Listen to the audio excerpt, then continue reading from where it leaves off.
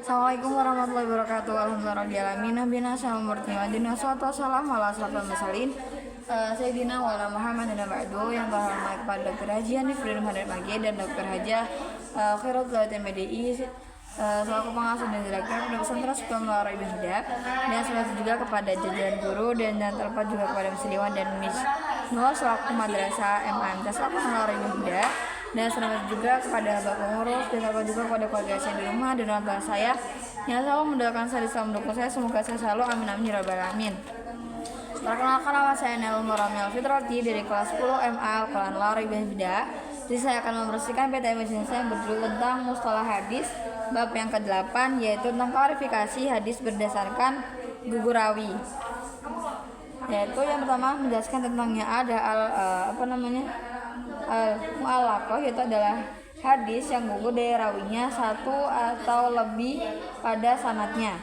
Terus dan tentu hadis mu'allaqah sebagai ucapan Asy-Syafi'i, Nafi berkata, dan ucapan Malik Ibnu Umar berkata, yaitu hukum hadis mu'allaqah adalah dhaif ya, kecuali jika terdapat dalam kitab yang terjamin kesahihannya, yaitu Nabi SAW itu bersabda, Allah wahaku ayustahya minan nas, itu adalah artinya Allah itu berhak untuk dijadikan tempat menyampaikan sifat malu. Terus yang kedua yaitu ada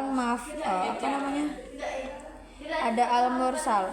Yani al-mursal adalah hadis yang diangkat langsung untuk tabi'in dan perkataan kami, atau meskipun saya mencakup sahabat dan tidak mendengarnya. Terus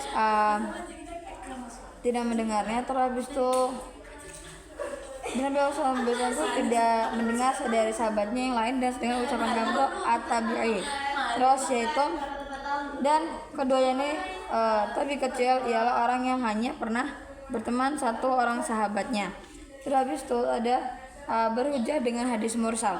Hadis mursal yaitu mengenai berhujjah dengan hadis mursal terdapat beberapa tanda yang berada di antara lain, yaitu menurut pendapat yang terpilih adalah hadis mursal Syahabi adalah dapat diterima secara bulat, dan sebab kemungkinan besar mereka akan memang mendengar hadis yang diriwayatkan itu. Habis itu ada mursal generasi yang kedua, yaitu generasi tabi'in, karena mereka telah terpercaya tisqah. Terus ada mursal generasi yang ketiga, yaitu generasi tabi'in karena tindakan mereka berupa tidak menyebut orang yang memberi riwayat gurunya, ya. Terus yaitu bahwa hadis mursal itu bisa diterima sebagai hujah dan jika memenuhi salah satu dari 5 perkara. 5 perkaranya yaitu ada hadis rawi lainnya meriwayatkan secara bersambung atau dikuatkan hadis musnad. Terus ada yang kedua, ada rawi lain yang meriwayatkan hadis yang mursal juga mereka berbeda, hadis mursal dikuatkan dengan mursal yang lain.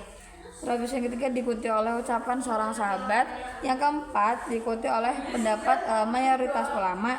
Dan terakhir adalah ada pengakuan bahwa rawi yang meriwayatkan hadis mursal itu pada umumnya tidak diriwayatkan selain dari orang yang adil. Terus yang C yaitu ada al-mudalas, yaitu hadis yang diriwayatkan oleh rawi dan orang yang pernah bertemu dengan rawi tersebut. Terus yang kedua ada berdasarkan syukra, adalah tindakan rawi hadis yang tidak menyebut dengan jelas atau dengan nama gurunya. Terus yang terakhir ada al-munqati,